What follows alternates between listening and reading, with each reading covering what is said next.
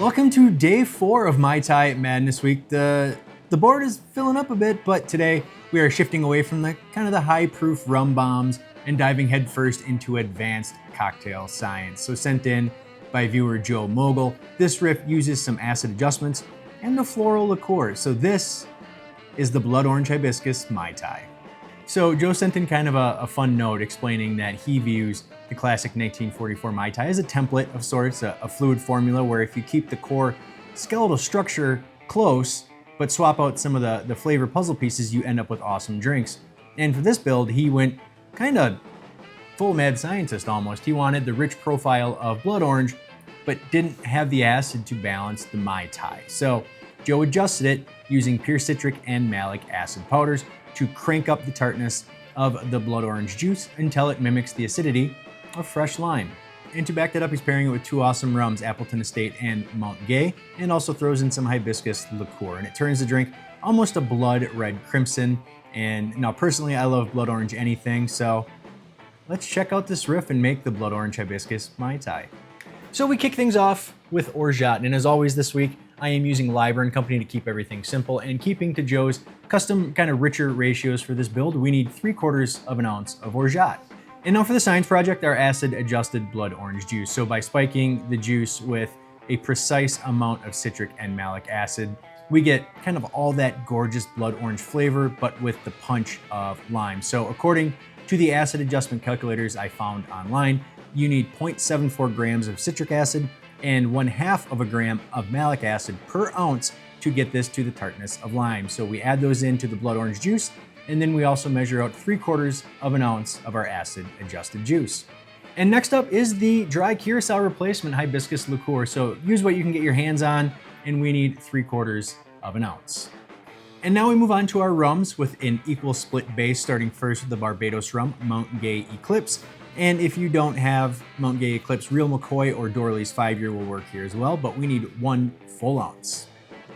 And next we're gonna add a little Jamaican funk, Appleton Estate 8-year. Plenty of rums could stand in here, Smith & Cross, Denizen, Karuba, but either way, we need 1 full ounce. And we'll fill our shaker tin with some pebble ice and give it a whip shake. And dirty pour into a Mai Tai glass.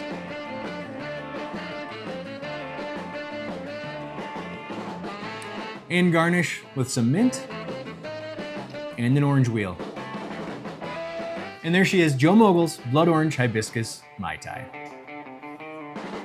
So I didn't really know what to think of this at first when Joe sent this in, but as soon as I saw I was going to have a chance to try a blood orange heavy Mai Tai, I was on board from the start. And it's coming up to that time of year, Halloween, or if you're like a lot of us, Halloween really doesn't ever end. But in any case, spooky season is almost upon us. For me, it starts August 1st.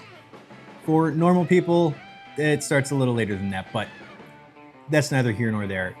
It is blood orange season. There's gonna be a lot of blood orange cocktails coming out, and I'm really glad that Joe sent this in. It is a fantastic riff on a Mai Tai.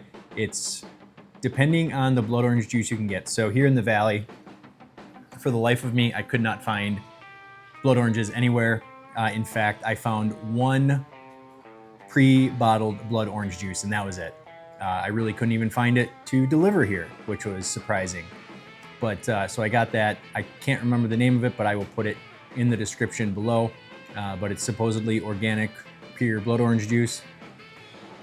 Tastes good, so it probably is. But in either way, it's ended up turning out pretty damn well.